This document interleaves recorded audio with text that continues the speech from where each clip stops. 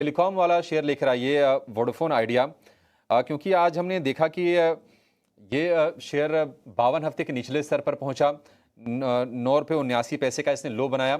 वहां से थोड़ी थोड़ी रिकवरी जरूर आ रही है, लेकिन देखिए एकमात्र सेक्टर ये है टेलीकॉम जिसमें आपको ना अगर कुछ फ्रेश पैसे डिप्लॉय करने हो तो ज्यादा दिमाग लगाने की जरूरत नहीं है, कोई एक्सपर्ट नहीं चाहिए। आप उठा के दोनों शेयरों को देख लीजिए, उनके बिजनेस देख लीजिए, उनके कारोबार को देख लीजिए, उनको लेकर खबरों को देख लीजिए, आपको खुद ही अंदाजा लग जाएगा। पिछले एक महीने में करीब करीब 35% वोडाफोन आइडिया का शेयर गिरा है, लेकिन अगर आप भारतीय एयरटेल को देखेंगे तो करीब करीब 17-18% ये शेयर चला है। तो बिल्कुल क्लियर कट यहां पर मामला है। लेकिन हम ये जानना चाह रहे हैं तेजस आपसे, वोडाफोन आइडिया में क्या मतलब आज जो बॉटम बना वो बन गया या फिर टेंशन भी बाकी है? आप जरा ये बताइए, उसके बाद हम सनी से एक इस पर फंडामेंटल व्यू भी लेंगे। देखिए, वोडाफोन आइडिया की बात करें तो ये स्टॉक ऑलमोस्ट 17 के लेवल से एक धारा हमने इसमें गिरावट देखी है। और 10 रुपया जो एक साइकोलॉजिकल सपोर्ट है स्टॉक के लिए, तो और अगर इसकी चार्ट सेटअप देखेंगे तो आरएसआई भी काफी ओवरसोल्ड है, ऑलमोस्ट 20 के करीबन पहुंच गई है। तो मुझे लग रहा है कि एक रिलीफ रैली जैसी आ सकती है स्टॉक में, जो करीबन स्टॉक को 12 से 12.5 रुपए तक लेके जा सकता है। तो जो भी लॉन्ग में फंसे हुए ऊपरी स्तरों पे, मेरे हिसाब से ये रिलीफ रैली आती है तो उसमें से एग्जिट करना चाहिए। मुझे लग रहा है कि एक 10 रुपए का एक साइकोलॉजिकल सपोर्ट है, तो एक स्टॉक जो है वो वहां पे होल्ड करके एक रिलीफ रैली दे सकता है फ्रॉम करंट लेवल्स। रिलीफ रिली दे सकता है, लेकिन सनी एक आपसे क्रिस्प आंसर चाहेंगे वोडाफोन आइडिया को लेकर। जब मान लीजिए हम सुन रहे हैं कि नहीं बिजनेस खराब है, सेंटिमेंट कमजोर है, एक बस उम्मीद है कि नहीं सरकार चाहती है कि डुओपोली ना रहे इस सेगमेंट में, क्या इस जिद के भरोसे हम वोडाफोन आइडिया को होल्ड करके रखें? मान लीजिए जिनके पास 15 रुपए 16 रुपए के भाव पर अगर इसमें शेयर लिए हुए हैं, क्या वो होल्ड करें कि नहीं मेरी भरपाई यही शेयर करवाएगा, या फिर पैसे निकाल के हम डिप्लॉय कर दें जहां पर ग्रोथ दिख रही है और वो शेयर भारतीय एयरटेल?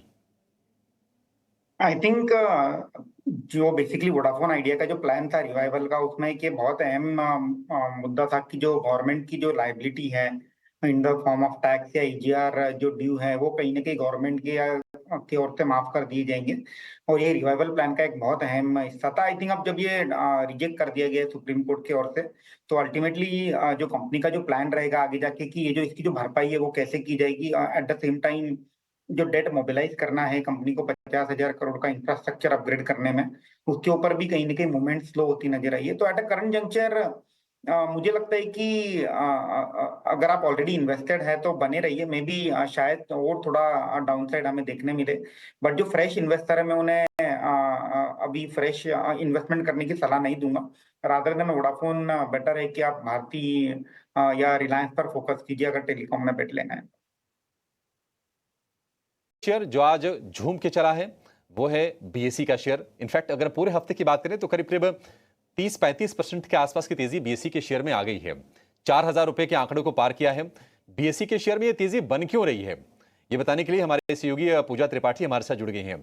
पूजा बताइए, जबरदस्त रैली बीएसई की, और अगर हम पिछले महीने भर की बात करें, मुझे लगता है 40-50% के आसपास रिटर्न ही दे चुका है। क्या ट्रिगर्स है इसके?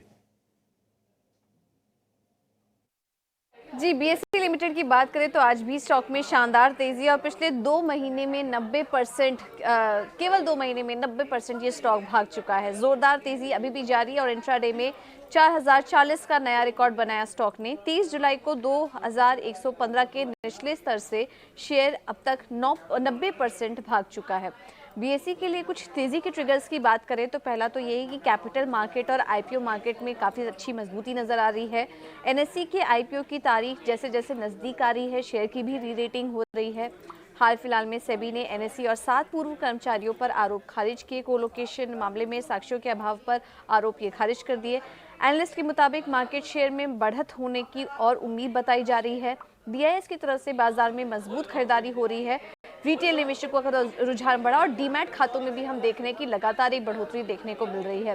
बीएसई के अगर शेयर की बात करें तो मार्केट कैप का सफर देखिए, दिसंबर 2021 में 10,000 का था, अब वो बढ़कर 50,000 करोड़ पहुंच चुका है।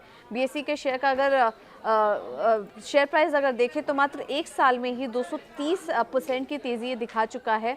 31 अगस्त 2023 को 1000 का था ये शेयर, अब वो बढ़कर 20 सितंबर को यानी कि आज की डेट में 4000 के पार ये शेयर निकल चुका है। लेकिन इतनी बड़ी तेज़ी के बाद हम देख रहे हैं कि अपने पीयर्स के मुकाबले बीएसई थोड़ा महंगा भी नज़र आ रहा है। FY25 में अगर बात करें तो 54 के PE मल्टीपल पर स्टॉक इस वक्त कारोबार कर रहा है और 5 साल का औसत जो है वो 27 के PE मल्टीपल पर स्टॉक ट्रेड कर रहा है। तो काफ़ी ज़्यादा चल चुका है। अब मौजूदा लेवल पर ये कितना आकर्षक है ये तो हम एनालिस्ट से समझेंगे, लेकिन शानदार तेज़ी हाल फिलहाल में बीएसई के स्टॉक में देखने को मिली है और पिछले काफ़ी समय से हम ये तेज़ी का ट्रेंड बीएसई के स्टॉक में देख रहे हैं। शुक्रिया पूजा। तो निश्चित तौर पर अगर कोई शेयर 2 महीने में 90% चल जाए तो वैल्यूएशन थोड़े महंगे तो हो जाते हैं, लेकिन इस तेजी के पीछे ना ट्रिगर्स कई सारे हैं। एक तो ये कहा जा रहा है कि अगर एफएनओ पर नकेल अगर मार्केट रेगुलेटर की तरफ से कसा जाता है तो बीएसई को इसका फायदा होगा क्योंकि वॉल्यूम थोड़ा सा कैश में ज़्यादा आएगा। एक तो चीज़ ये हो गई। एनएसी का आईपीओ आने जा रहा है, उससे इसकी थोड़ी सी री रेटिंग हो रही है और जो बाकी चीज़ें हैं कि कैपिटल मार्केट का मूड अच्छा है, आईपीओ मार्केट का मूड बढ़िया है, डीमेट अकाउंट लगातार खुल रहे हैं, तो कई सारे ट्रिगर्स हैं। एक मोनोपोली वाला स्टॉक भी आप कह सकते हैं लिस्टेड स्पेस में। हमारे एक और एक्सपर्ट जुड़ गए हैं, फंडामेंटल एनालिसिस करेंगे। सनी अग्रवाल हमारे साथ हैं। सनी, बहुत शुक्रिया आपका समय देने के लिए। आप ये बताइए कि बीएसई करीब 21-2200 से एक तरफा रैली 4000 रुपए के ऊपर ले गई शेयर को। तो जिन्होंने मान लीजिए 2200, 2500, 2800 पर जिन्होंने एंट्री की है वो प्रॉफिट अपना समेट ले, या फिर आपको लगता है कि ये तेजी अभी और जाएगी और ये री रेटिंग जो है वो जारी रहेगी? या good afternoon Abhishek ji. I think basically मैं दो राय देना चाहूंगा। अगर कोई पोजिशनल ट्रेडर है इन काइंड ऑफ, तो मुझे लगता है कि ये राइट टाइम प्रॉफिट बटोरने का। But if somebody is a really long term investor तो मैं बने रहने की राय दूंगा, क्योंकि हालांकि कुछ समय शायद ऐसा हो सकता है कि स्टॉक कंसोलिडेशन मोड में चला जाए and ahead of NSC IPO फिर से इसमें अगला ट्रिगर हम आते हुए देखेंगे। और आपने जिस तरह से बहुत सही कहा कि कहीं ना कहीं बीएससी जो है उसे जो एफएनओ में अगर कोई रिस्ट्रिक्शन आती है तो कोई ज्यादा बड़ा इम्पैक्ट नहीं होगा। इनफैक्ट जो नंबर ऑफ वीकली एक्सपायरी एक जो करने की बात हो रही है हर एक अंडरलाइन प्रोडक्ट की, उसके चलते मुझे लगता है कि ज्यादा इम्पैक्ट एनएससी में देखने मिलेगा। बीएससी में कोई ज्यादा बड़ा इम्पैक्ट होगा नहीं। और कैपिटल मार्केट में जिस तरह से एक बॉयंसी है, मुझे लगता है कि अल्टीमेटली जो इसके बेनिफिशियरी है दोनों ही होंगे, एनएससी और BSC. But yes, there is no doubt कि ऑन अ वैल्यूएशन फ्रंट थोड़ा सा बीएससी अब महंगा हो चुका है। In fact on a relative basis अब एनएससी वैल्यूएशन पर चीपर लगता है और ऐसा लग रहा है कि एनएससी की जब आईपीओ की लिस्टिंग होगी तो बहुत ऊंचे प्राइस पर होगी, looking at the way BSc का वैल्यूएशन चल रहा है। तो I think long term investor बने रह सकते हैं और जो ट्रेडर है, पोजिशनल जो इन्वेस्टर है, वो थोड़ा सा प्रॉफिट डेफिनेटली बटोरना चाहिए एट करंट लेवल।